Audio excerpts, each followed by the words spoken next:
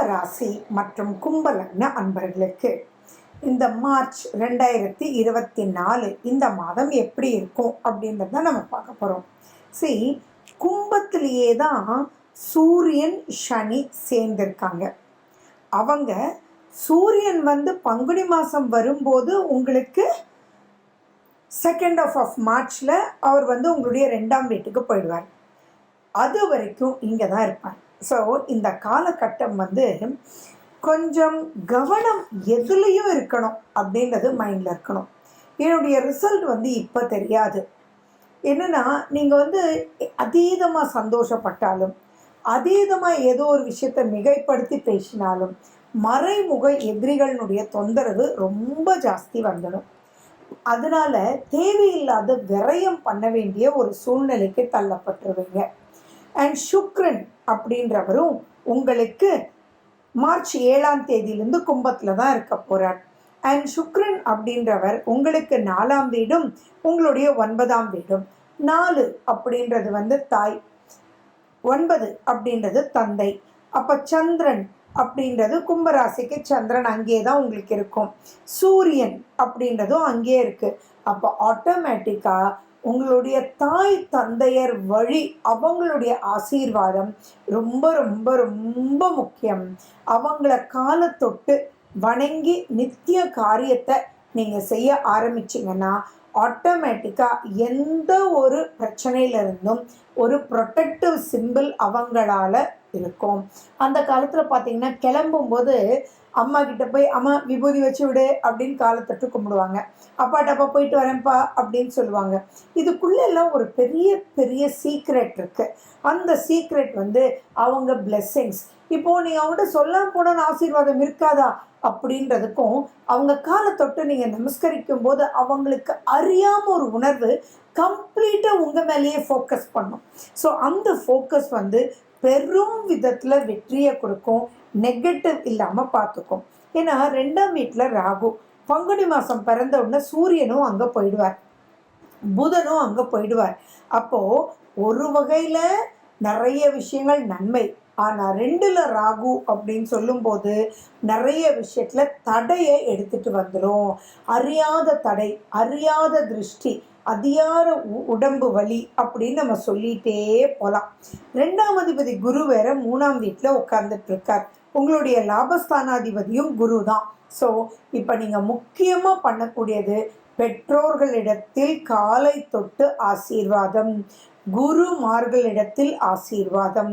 இது 2ம் பண்ணினாலே ஆட்டோமேட்டிக்காக சக்ஸஸ் ரேட்டிங் தொடர்ந்து போயிட்டே இருக்கும். சரி, இனி ஒவ்வொரு செக்மெண்ட்டாக பார்க்கலாம். சரி, உங்களுடைய ஃபினான்ஷியல் அப்லிஃப்ட்மெண்ட் எல்லாம் நல்லா தான் இருக்குது. ரொம்ப பெருசாக பயப்பட வேண்டிய அவசியங்கள்லாம் எதுவுமே இல்லை. ஆனால் எது எடுத்தாலும் டிலே ஆகுங்க. நீங்கள் டக்குன்னு ஃபோன் பேசி ஒரு ஆர்டர் பண்ணணும், டக்குன்னு ஃபோன் பேசி ஒரு விஷயத்தை ப்ரொசீட் பண்ணணும் அப்படின்னாலும் எல்லா விஷயத்தையும் அங்கே டிலே டிலே டிலேன்றது சொல்லிட்டு இருப்பீங்க. முக்கியமாக ஜென்மசனி வேற நடக்குது, சூரியன் வேற கூட இருக்காரு. ஸோ அப்படி இருக்கும்போது எதுலையும் எச்சரிக்கையாக இருக்கிறது தான் சுகம். உங்களுடைய 7ஆம் அதிபதி சூரியன், அந்த 7ஆம் அதிபதி சனியோடு இருக்கார். ஸோ இது நான் என்ன சொல்ல வரேன் அப்படின்னா, அதாவது உங்கள் கணவன் மனைவிக்குள்ள நல்ல அன்பு அந்யோன்யம் இருந்தாலும் ஒரு பொசசிவ்னஸ் வர்றதுனால தேவையில்லாத மனக்கசப்புகள் வரும். நீங்கள் இது வரைக்கும் இப்படி போனதே இல்லை, இப்போ திடீர்னு ஃபோன் வந்தோன்னே கிளம்பி போயிட்டீங்க, சொல்லிட்டு போனோம்ல அப்படின்ற ஒரு விஷயம். உங்கள் சுய ஜாதகத்தில் திசாபுத்தி நல்லா இருந்ததுன்னா இதோடு நின்றுடும். அப்படி இல்லைன்னா நீங்கள் எது பேசினாலும் அது ஒரு பிரச்சனையாக முடியும். 2ஆம் வீடுன்றது குடும்பம், 2ஆம் வீடுன்றது வாக்கு. அந்த இடத்துல ராகு போய் உட்கார்ந்துட்டு இருக்கார். அண்ட் மேலும் சூரியனும் அங்கே ட்ராவல் பண்ண போகிறார்.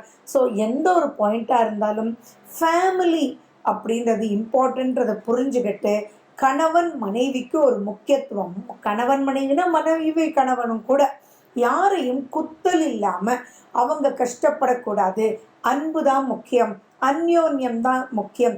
நம்ம கணவர், அதாவது என்னுடைய கணவர் என்னுடைய மனைவி அப்படின்ற ஒரு இம்பார்ட்டன்ஸ் அங்கே கொடுத்துட்டிங்கன்னா, அங்கே அன்பு ரெஸ்பெக்டுன்றதை ஒன்று கொண்டு வந்துட்டிங்கன்னா, அன்பு ரெஸ்பெக்டை விட இம்பார்ட்டன்ஸுன்றது ஒன்று கொண்டு வந்துட்டிங்கன்னா அது சரியாக போயிடும். ஓகேங்களா? ஸோ இந்த பாயிண்டில் நீங்கள் கேர்ஃபுல்லாக இருக்கணும். அண்ட் மேலும் பார்த்தீங்கன்னா புதுசாக இப்போ நிச்சயமாக இருக்கிறவங்க அவங்களுடைய எக்ஸ்பெக்டேஷன்ஸ் எல்லாம் கொஞ்சம் டிஃப்ரெண்ட்டாக இருக்கும். அதை புரிஞ்சுக்கோங்க, அவங்களுக்கு முக்கியத்துவம் கொடுங்க. பேலன்ஸ்டாக ப்ரொசீட் பண்ணணுன்ற ஒரு மென்டாலிட்டிக்கு நீங்கள் வந்துடணும். இந்த இடத்துல அதீதமாக எதுவும் காமிக்கவும் கூடாது, அதே சமயம் சைலண்ட்டாகவும் இருக்கக்கூடாது. ஸோ ரொம்ப ஏன்னா பொதுவாகவே கும்பம்ன்றது ஆராய்ச்சி. அவங்க வந்து இப்போ பேசுகிறத வச்சு ஆராய மாட்டாங்க, அடுத்த 10 வருஷம் கழிச்சு என்னன்றதை ஆராய்ஞ்சு பேசுவாங்க. அது ஏற்ற மாதிரி இருக்கக்கூடிய புது ம புது தம்பதி இப்போ தான் என்கேஜ்மெண்ட் ஆயிருக்கு, அவங்களுக்கெல்லாம் புரியணும் இல்லையா? ஸோ அந்த இடத்துல புரிகிற மாதிரி பேசுங்க, அப்போ பெரிய பிரச்சனைகள் வராது.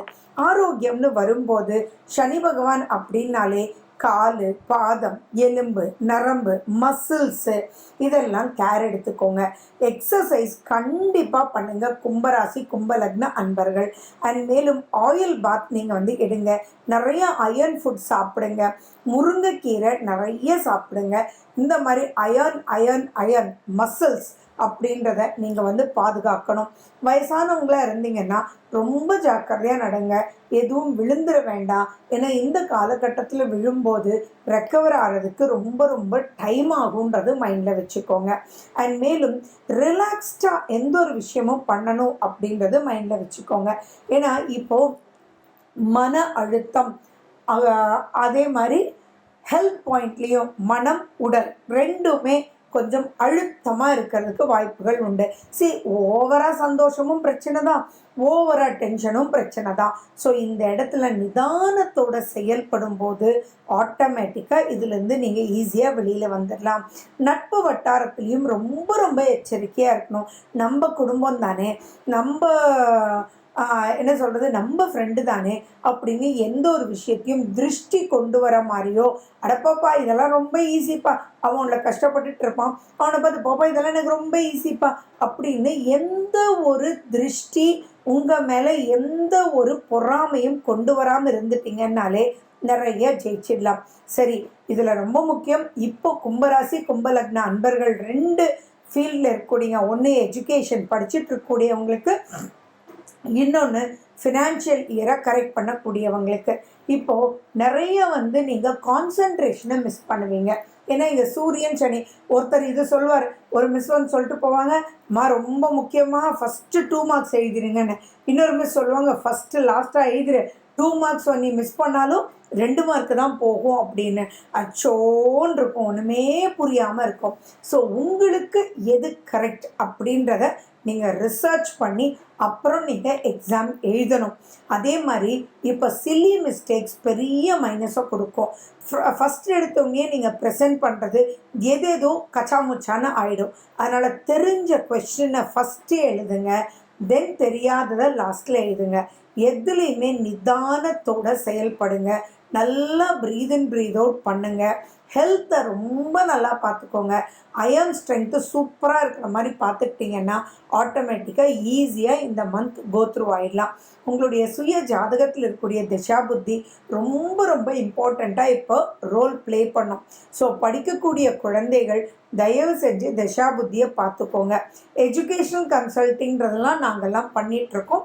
உங்களுக்கு வேணும்னா நீங்கள் உங்களுடைய எக்ஸாமினுடைய ஷெட்யூல் எங்களுக்கு அனுப்பிச்சிங்கன்னா அது உங்களோட சேர்த்தி, உங்கள் சுய ஜாதகத்தோடு சேர்த்தி என்ன பண்ணணும், என்ன ஃபுட்டு, என்ன கலரு அப்படின்ற சின்ன சின்ன விஷயங்கள் நீங்கள் பண்ணுற மாதிரி இல்லை, உங்கள் பேரண்ட்ஸ் பண்ணுற மாதிரி எழுதி கொடுத்துருவோம். ஃபார் எக்ஸாம்பிள் பார்த்தீங்கன்னா, அவங்க காலையில் எழுந்திரிச்சோன்னே இந்த ஸ்லோகம் போடுங்கம்மா, இந்த பிரேக்ஃபாஸ்ட் பண்ணி கொடுங்கம்மா அப்படின்றது. அண்ட் அதே மாதிரி உங்களுடைய எக்ஸாம் நடக்கக்கூடிய காலகட்டத்தில் கன்னி ராசியில் எக்ஸாம் வந்தது அப்படின்னா ரொம்ப ரொம்ப ரொம்ப எச்சரிக்கையாக இருக்கணும். ஏன்னா கன்னின்றது உங்களுக்கு சந்திராஷ்டமம், இன்னும் மன அழுத்தம் ரொம்ப ஜாஸ்தி ஆகிடும். ஸோ அதனால் ரொம்ப ரொம்ப கேர்ஃபுல்லாக இருங்க. ஹைக்ரீவனுடைய ஸ்லோகம் ரொம்ப முக்கியம். ராகு கேதுனுடைய ஸ்தலங்கள், உங்கள் சுய ஜாதகத்தில் ராகு கேது பிரச்சனை இருந்ததுன்னா போயிட்டு வர்றது சிறப்பு. அதே மாதிரி லக்ஷ்மி நரசிம்மரை கையில் பிடிச்சிக்கோங்க, வராகி அம்மனை பிடிச்சிக்கோங்க, மதுரை மீனாட்சி அம்மனுடைய பஞ்சாட்சரம் கேளுங்க, அருகம்புல் பக்கத்தில் வச்சுக்கோங்க. ரொம்ப இம்பார்ட்டன்ட் வந்து நீங்கள் ஒரு காப்பர் தட்டில் நீங்கள் படிச்சுட்டு இருக்கக்கூடியவங்களாக இருந்தீங்கன்னா பச்சை பயிறு போட்டு அதுக்கு மேலே ஒரு விளக்கேற்றி மண் விளக்காவே இருக்கலாம். நீங்கள் நெய்யோ எண்ணெயோ ஊற்றி மண் விளக்கேற்றி அதுக்கு முன்னாடி 5 நிமிஷம் நல்லா அதை பார்த்துட்டு அதுக்கப்புறம் கண்களை க்ளோஸ் பண்ணி ஒரு 3 மினிட்ஸ் உட்காந்துட்டு தென் நீங்கள் படிக்க ஆரம்பிங்க. உங்கள் கான்சன்ட்ரேஷன் பன்மடங்கு உயரும். மார்ச் 2024 விசேஷ நாட்கள். ரொம்ப ரொம்ப சந்தோஷப்படுறீங்க. அது எனக்கு ரொம்ப உற்சாகத்தை கொடுக்குது. அதனால தான் ஃபுல்லாக மாதத்தோடு உட்காந்து எழுதி உங்களுக்கு அனுப்புகிறேன். உங்களுக்கு யூஸ்ஃபுல்லாக இருக்கும் அப்படின்போது ரொம்ப மன நிறைவை கொடுக்குது. சரி, எப்போ சஷ்டி விரதம் இருக்கணும் அப்படின்னா 1/15/31, அஷ்டமி 3/17 தேதி, நவமி 4 தேதி 18 தேதி, 5 ரொம்ப முக்கியமான அருமையான வாஸ்து நாள் செவ்வாய்க்கிழமை. வாஸ்து பண்ண வேண்டிய நேரம் 9:42 to 11:12 AM. யாரெல்லாம் அன்றைக்கி வாஸ்து பூஜை போடணுமோ அவங்க எல்லாம் இந்த நாளை சூப்பராக யூஸ் பண்ணிக்கோங்க. வாஸ்து அப்படின்னாலே பூமி இல்லையா, அது செவ்வாய்க்கிழமை நாளில் வர்றது ரொம்ப ரொம்ப விசேஷம். ஸோ இதை யூஸ் பண்ணிக்கோங்க. 6 தேதியும் 20ஆம் தேதியும் ஏகாதேசி, 7ஆம் தேதி ஸ்ரவண விரதம், 8ஆம் தேதி மகா சிவராத்திரி, 10ஆம் தேதி அமாவாசை, 13ஆம் தேதி சதுர்த்தி விரதம், 14ஆம் தேதி காரடையார் நோன்பு, ரொம்ப முக்கியமான நோன்பு, 15ஆம் தேதி கார்த்திகை விரதம், 22ஆம் தேதி பிரதோஷம், 25ஆம் தேதி பௌர்ணமி, அதே 25 பங்குடி உத்திரம். ரொம்ப ரொம்ப முக்கியமான நாள். முருகனுடைய வழிபாடு. அனைத்து விஷயங்களையும் முன்னாடி இருந்து நமக்கு தளபதியாக இருந்து காக்கக்கூடிய முருகனுடைய பங்குனி உத்திரம். 30ஆம் தேதி 14ஆம் தேதி பஞ்சமி, 28ஆம் தேதி சங்கடஹர சதுர்த்தி.